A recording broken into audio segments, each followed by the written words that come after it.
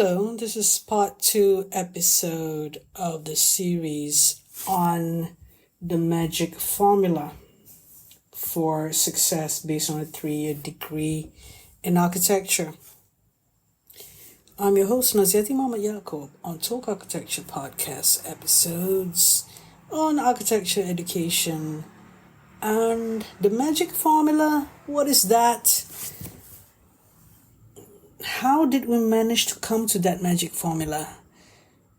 In 2011, when I started my sabbatical and I knew that I'll come back in 2012, I had a chat with Kevin Moutlow that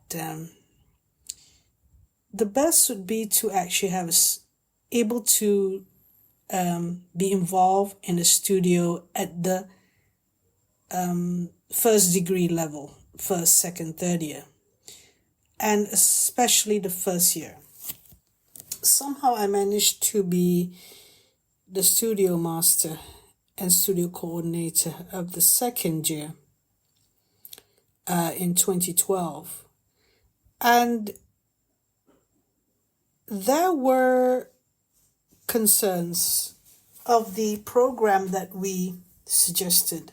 We suggested housing actually for the first semester, and immediately the department meeting for the suggestion of projects, it was not allowed to do a housing project. You don't do a housing project in the second year, apparently. This is for the fourth year. Okay, so it's not just learning about the linear, because we thought about 20 units of housing. It's not just about a linear design or just form making and stuff like that. It's to do with the in-between spaces. So the compromise was, I think it was 8 units called Artist Habitat. That's for the first batch. I couldn't control there was a situation where we have a chance to do a joint studio program in Bandung, Indonesia, with 2 universities. And the class was split. The majority went there. The class was about 52 people. So 20 went to University Parayangan Catholic, and another 20 went to the Institute Technology Bandung, or ETB. And I didn't go when the students went there. I took a bunch of students, 12 of them, to Penang. Now, this is another story altogether. This is much more, shall we say, with this batch, it is much more, shall we say, one-to-one. It was more intimate. But then we got hold of the second batch, which was the 2013-2014 batch. And from the beginning, I already could create a program. It's such a long time ago, so I forgot the premise of what I am about to tell you. But we got to control the Bandung University's program. And all of them went to Indonesia. There was no issue of anybody left behind, or no options of doing it in Malaysia. I've been explaining this in the first part. So what I'm trying to say is that we became the better of it. The first batch, there was a fire station project, and we didn't do a fire station project. We concentrated on the library of a beautiful site in Bandung, or a polyclinic. So it was a better program, whatever it was, better executed, better learning experience for the second batch. There was also a Pulau Duyung boat habitat, boat men or boat people, not refugees, but boat makers, habitat and workshop. And in between there was a health center. So the first batch also had a health center. We repeated that. That is to do with the wet and dry spaces design, the functionality of it. Almost the same side, I think. But the other projects were much more, shall I say, inspirational. And we know what to do better with this new batch. There are a lot of case studies. There was also interviewing skills, observational skills when they go to Pulau Duyung for the boat makers habitat. I think it was 8 units as well. So there was observation, there was interviews, there were looking at how people were doing the boats. It was an island site, and it was away from Kuala Lumpur. It was different. So you had to go on a trip. A lot of people got sick, but eventually there were enough notes. I should say that the Bandung project that came before that, or the site visit that came before that, and the case studies of looking at buildings and having lecturers from these two institutions going around with the students, that was inspiring. We went to art galleries, we went to the Aula building, and they did sketches, observational skills. That's where I'm focusing on. These skills is set for life. Observational skills, analytical skills, and critical thinking. They were exposed to debate. During our sessions in the studio, we allow them to express themselves. It could be presented in art or a poster, or the way they presented their ideas. They know at the end of the day it's going to be architecture. But because second year is so exploratory, and you're able to try to identify yourself as a designer, a maker, an artist, something of that nature. You could explore that year with critical thinking. I think everyone had some sort of confidence up. The level of confidence became much more increased. It could be also that it is influence from the first year program. Yes, that first year program, I was involved with the design theory. And we also designed the first year program for the architecture graphic communication they were doing the designing stuff, and they were exposed to different ideas on the everyday things, books and thoughts on designing. Usefulness, functionality was together with the aesthetics. Aesthetics was there already. I suppose that one wasn't with Kevin Marklow. That was with another lecturer. We were able to control that subject. So this batch continued on in the second year. I wasn't involved with them in the third year, but later some of them studied with a master's course, the ones that are more interested in the traditional architecture career. And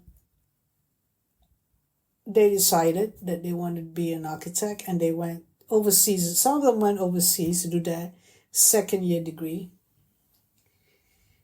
And that's the magic formula. Those case studies, those observation skills, those analytical skills, and the critical thinking skills that they're able to have a simplification about how to simplify things. I'd like to propose this idea that every time that you're doing a project, don't make it complicated. Simplify it. If there is good instructions and good guidance, and that the lecturer or the tutor is able to communicate and suggest things to be explored based on what the project is about,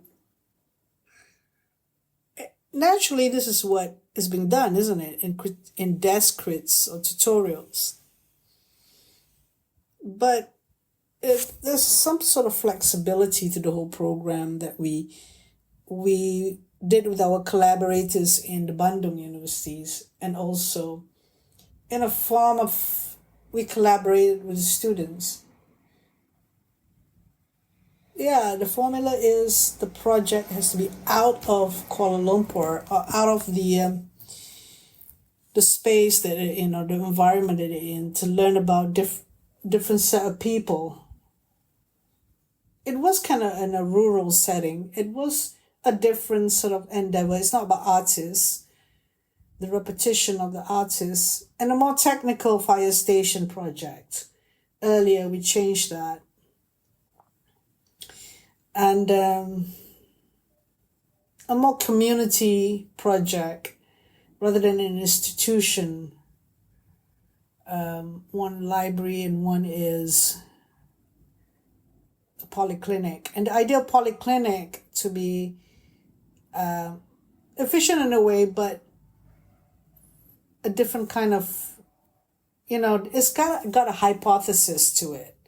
The students actually, in these projects, even at second year, they were looking at the design problem because it wasn't too dry like the fire station. They were thinking about, I must compare the two batches because the amount of control that a lecturer needs to have in determining how the program to be adapted to the students' needs and discovery and a sense of sensitivities and things that make sense and simplification of it. The program needs to be like very basic or straightforward. 30%, like for example, the library, it was in Bandung. I forgot the name of the village, but it'll come back to me. But anyway, 30% was the community facilities and the rest is the library facilities. And the type of library, when you talk about a clinic, a polyclinic with the cells or linear forms and clusterings or the possibility of cluster, and when you talk about library and the different, shall we say, sections and the reading experience, it sort of frees up the students' idea and intuition and how they could go about designing it. There's an addition of humanities, arts and humanities teaching in the science of architecture to get to that balance at that second year, because that is the tie, that is the glue between the first year and third year. Where third year, the expectation is that you come up with a typical technical project, really, an integrated design project. Well, that's how it was done in this university that I was working in. I think later on they had to be involved with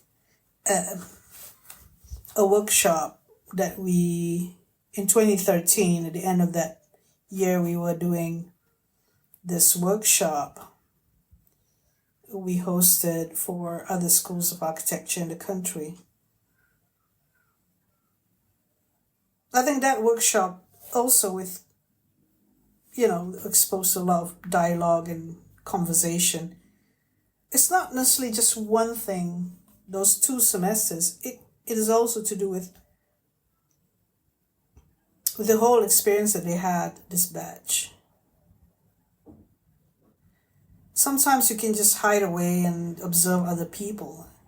And as a lecturer, you're aware that the non-active part is important, is as important as the active part in participation. There were individuals as well as collaborators. It was easy to talk to them. I don't find this batch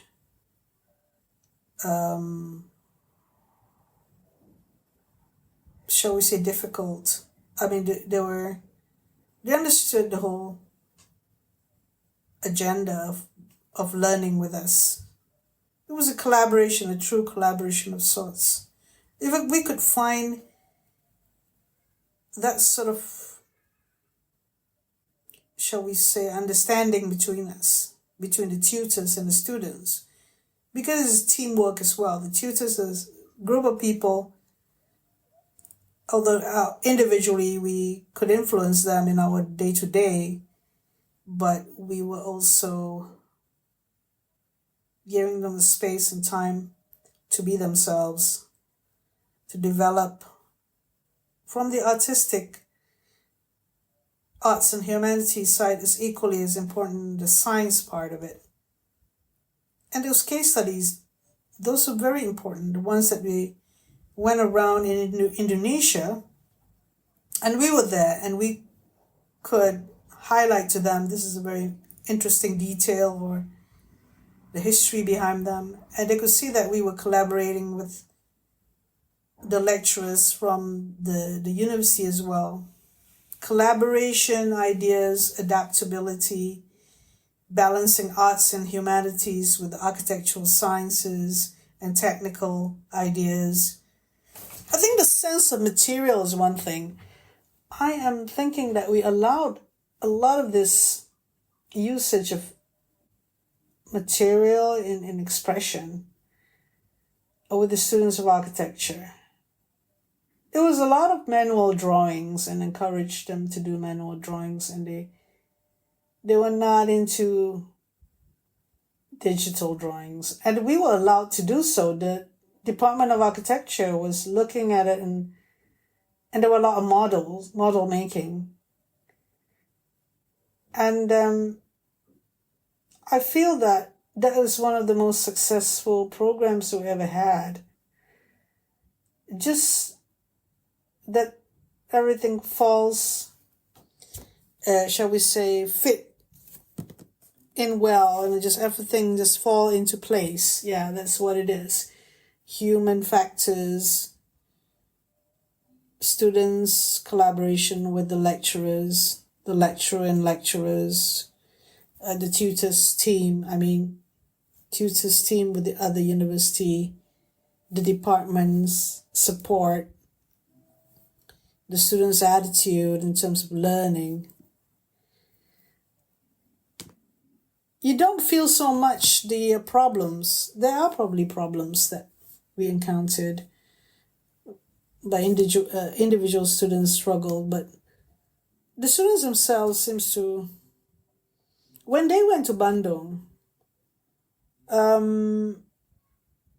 it was interesting for them that for the Chinese students who have Chinese names, it was interesting for them to go to Indonesia to see that Indonesian Chinese, they don't have Chinese names, and they kind of united, and they see a different culture.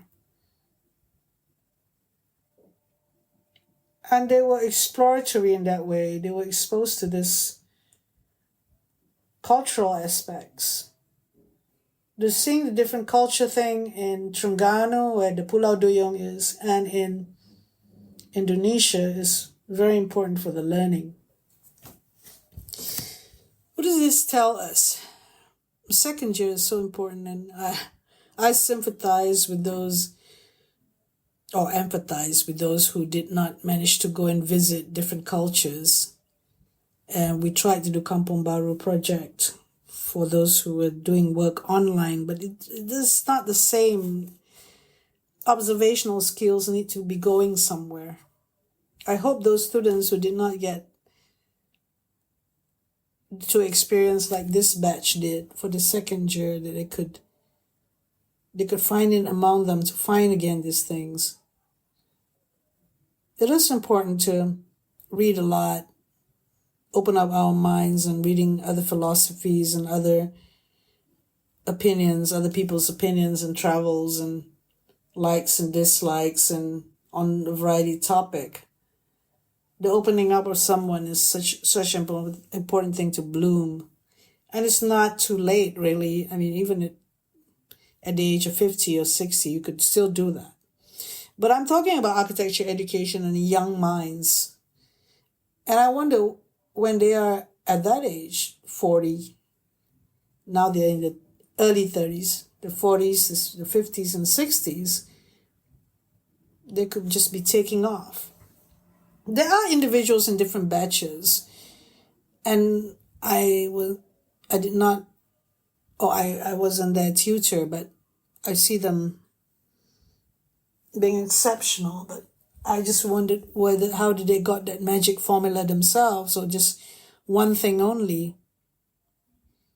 When we're involved with someone else's learning experience, and we are responsible to create these particular learning experiences for them to become who they are, as a springboard for their careers, as a springboard for their adulthood and who they want to be in self-reflection and self-awareness. I mean, it's so important when you think about it. They were, shall we say, in the early 20s, 21, 22, or even 20. I recall somebody was 20 the second year, but most of them were 21 years old. Very impressionable indeed. And now they're 31. And the success of Gogol Rajan and people like Liz LeQueen, who's a business person, is that their success is their own success. And those people that I mentioned as well. And there are many others which I haven't been in contact with, which probably they are successful as well in their ways. We have social media, so we know what's going on. We can be part of their lives, or continue to observe what's happening and able to point out these things. It's not like I just discovered about case studies. I noticed people who were involved with architectural workshops, they learn from that. In an environment for the 3 years, there's all these other things that's happening that could be informal learning, not necessarily the formal learning that helps people to actually interact with others and make things happen. Much of what we make is something to do with reports, something to do with studies and research. But we could make it enjoyable. We could make it that there are these different emphases for the architect or the budding architect. I see in their sketches, they may be interested in architecture, detailing, or they may not. But we should encourage whatever aspects of architecture that they're interested in. It could be very artistic at the second year level. So there is a missed opportunity if you don't really design the second year program very well for this flourishing of mind. I would be indebted to the team, which is, we have Kevin Matlow, we also have the other lecturers. I can remember Ezelina, Azam, I could remember Asro. I could remember some of these individuals, Asro Sani actually, who made the second year a better success. And it's the way we assess them as well. It's the way we look and appreciate it and celebrate it in its small gestures of just nodding our heads and looking them straight in the eyes and giving them the encouragement and giving a true analysis, giving a true assessment of what we feel. At the same time, they will be able to evaluate themselves with how well that they have done. A lot of things can happen in 1 year. And if you got the right formula of the environment, of the projects, of the exploration, of the dialogue, of the conversations, of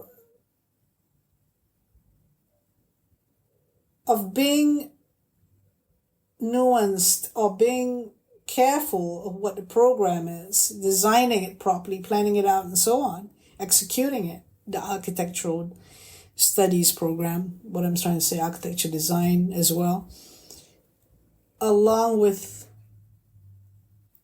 patiently getting them to be aware of things. They're right in the middle of the dynamics of their group relationships. And those moments when I see them looking at me, when they got inspired or when they think there's something interesting to pursue, or they look at their project in a different way, or the questions that they ask. When that happens, then the magic will take off. I'd like to think of that. But why I'm giving this perspective for this episode is because I believe that we were conscious of wanting a proper learning experience for the batch of students that just came our way and the opportunity arose that they were able to visit. It was opportune. There was some funding and they were able to visit Indonesia or Bandung. And it is not much, really. We have to take the opportunity ourselves to create that program. So with that, I thank you for listening to another episode of Talk Architecture on the subject of the magic formula that you can find for success based on a 3-year program. And this is part 2. More detailed explanation of what's going on. Thank you for listening. And we'll go to the last part 3, where it will be about possibly, we shall see. I'm not going to promise, but it will be about something. Thank you very much.